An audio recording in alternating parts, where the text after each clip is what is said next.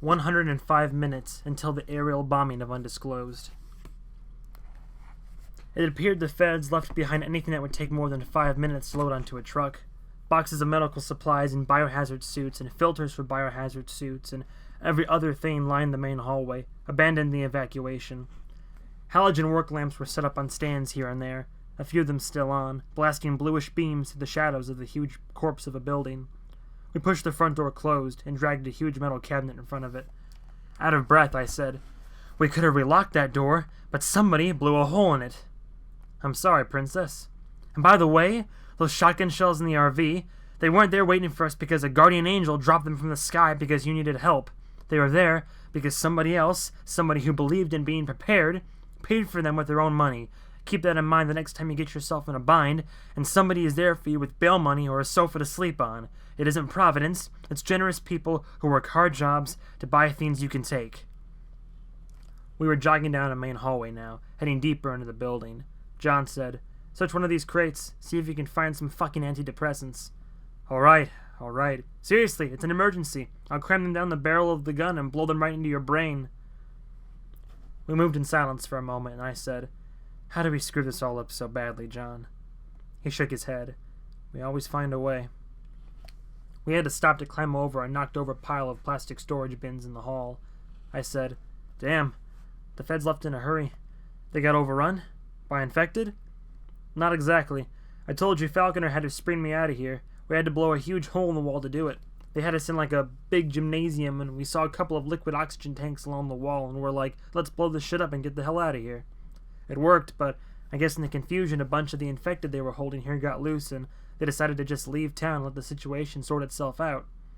"Wait, you're the reason the feds abandoned ship?" "Jesus, John." "Well, I feel like it's their fault for trying to hold me. They should have known that shit comes with consequences." John clicked 3 shells into his ridiculous tri-barreled shotgun, glancing nervously back toward the front doors. Nobody came crashing through. Wait, was the armed, angry mob scared to come in here? That couldn't be a good fucking sign. "Amy! Anybody!" Echoes bounced off moldy walls. The building seemed 5 times bigger on the inside. It had the tangled floor plan common to all hospitals, seemingly designed by someone who believed in the healing power of watching confused visitors aimlessly wander around hallways.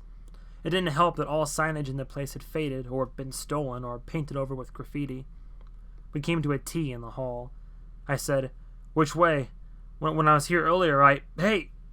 John took off running to his right. I followed, the heavy green mystery box banging off my legs as I ran. I considered dropping the stupid thing.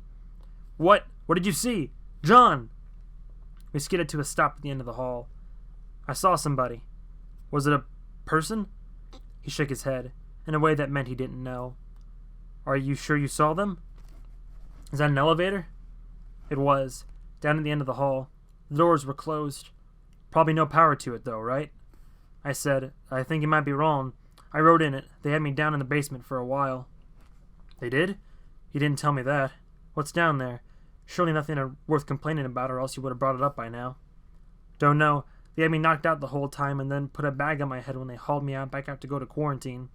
I don't want to shake your faith in government, but I'm thinking this Reaper is some kind of a shady operation. Find the stairs."